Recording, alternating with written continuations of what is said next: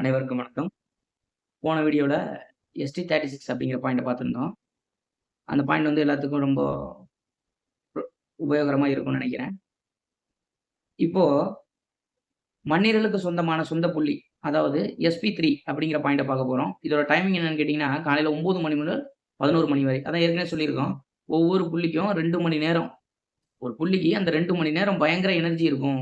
அது பிரபஞ்ச வாரியா நம்ம வந்து அது தூண்டி விடும்போது அதோட சக்தி அதிகரிச்சு உறுப்புல இருக்கிற பிரச்சனைய களையப்படும்னு சொல்றோம். அந்த மண்ணீரல் புள்ளி இயக்கிறதுக்காக எவ்வளவு ஒரு பலன் கிடைக்க போகுதுங்கிறத இந்த வீடியோல நீங்க பார்க்க போறீங்க.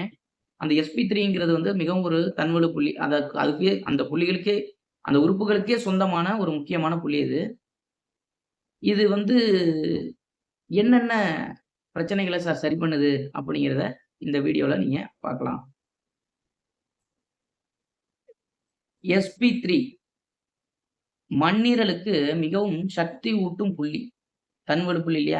அதனால ரொம்பவும் சக்தி நிறைந்த புள்ளி. ஹீமோகுளோபின் அளவை இரத்தத்தில் அதிகரிக்க ஒரு முக்கியமான புள்ளி. இரத்த சர்க்கரை அளவை குறைக்கக்கூடிய ஒரு புள்ளி. வயிறு சம்பந்தமான கேஸ்ட்ரிக் ப்ராப்ளம், ஜீரண குறைபாடு உள்ள பிரச்சனை, அசிடிட்டி இது எல்லாம் சரி பண்ணக்கூடிய ஒரு முக்கியமான புள்ளி.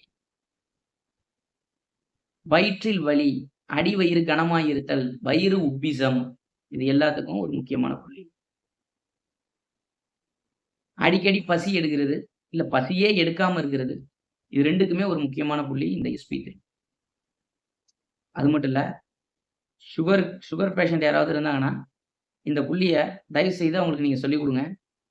இத ஒண்ணும் இல்ல, டெய்லி காலையில 9 டூ 11 நம்ம எப்பவுமே காலைல 7 டூ 9க்குள்ள சாப்பிட்டுறணும். அதான் இரைப்பைக்கான நேரம். ஏற்கனவே பார்த்திருக்கோம். அந்த 9 டூ 11 எதுவும் சாப்பிடக்கூடாதுன்னு சொல்லுவாங்க. அதுக்கு தான் டைம் தள்ளி சாப்பிடக்கூடாது. 10 மணிக்கு மேலலாம் சாப்பிடக்கூடாது காலையிலன்னு சொல்றதுக்கு காரணம் அதுதான். ஏன்னா, அந்த 9 டூ 11 அந்த முக்கியமான நேரத்தில தான் மண்ணீரல் தன் சக்திய வந்து எனர்ஜிய உடம்புக்கு எடுக்கிறதுக்கு ரத்தத்துல இருந்து போராடிட்டு இருக்கும். அப்ப நீங்க போடக்கூடிய எல்லா சாப்பாடுமே போயிட்டு பிரிக்காம போய் கழிவா போய் ரத்தத்துல சுத்த ஆரம்பிச்சிரும். இதுதான் நெறைய பேருக்கு சுகரா வந்து ரத்தத்துல சுத்திக்கிட்டு இருக்கு. அது அவங்க என்ன பண்றாங்க, சுகர் சுத்திட்டு இருக்கவங்க மாத்திரை கீத்திரை போட்டு அந்த சுகர மேனேஜ் பண்ணிக்கிறாங்க. இவங்க கரெக்ட்டான முறையில சாப்ட்டு, அந்த 9 டூ 11 எதுவும் சாப்பிடாம, தண்ணி கூட தண்ணி லைட்டா குடிச்சுக்கலாம். வேற எந்த அந்த நேரத்துல தான் இடைப்பலகாரம் சாப்பிடுவாங்க. இந்த பஜ்ஜி, வடை இந்த மாரிலாம் சாப்பிடுவாங்க. இந்த மாரிலாம் நிப்பாட்டிக்கணும். அதெல்லாம் சாப்பிடக்கூடாது. 9 டூ 11 எதுவும் சாப்பிடக்கூடாது. 7 டூ 9க்குள்ள உங்கள் காலை சிற்றுண்டி உணவை முடித்துக் கொள்ள வேண்டும். 9 டூ 11 வந்து எதுவும் சாப்பிடக்கூடாது. அந்த சாப்பிடக்கூடாத டயத்துல இயக்க வேண்டிய ஒரு புள்ளி என்னன்னு கேட்டீங்கன்னா, SP3. இத நான் இந்த வீடியோல எப்படி இயக்குறதுன்னு நான் சொல்லித் தரேன். SP3 பாயிண்ட் பாருங்க.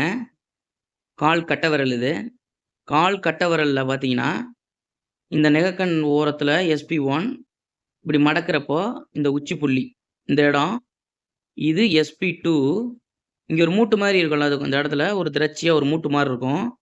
அந்த மூட்டுக்கு பக்கத்திலே ஒரு பள்ளம் மாரி. அந்த மூட்டு ஏறி இறங்கும் இடம். இதுதான் வந்து நல்ல லொகேஷன பார்த்துக்கங்க. இதான்.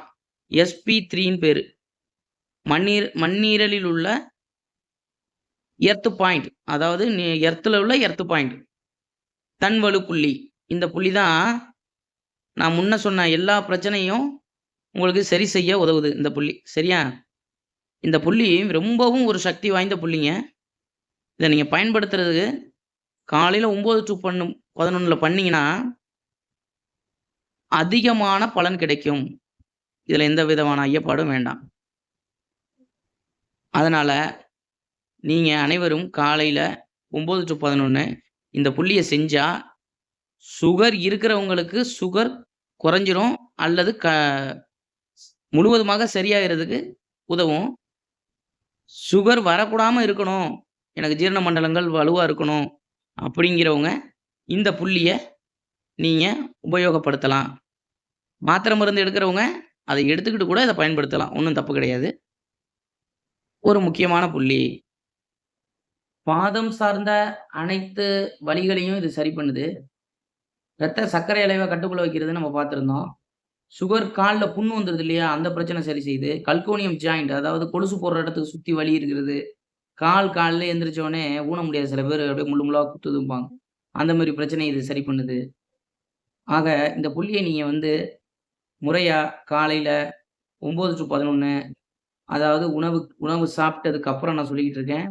உணவு ஒரு 8 மணிக்கு சாப்பிட்டீங்கன்னா, ஒரு 1 1/2 ஹவர் கழிச்சு, அதே இயக்க முறை தான். நான் சொன்ன புள்ளியில இப்படி அழுத்தப் போறீங்க.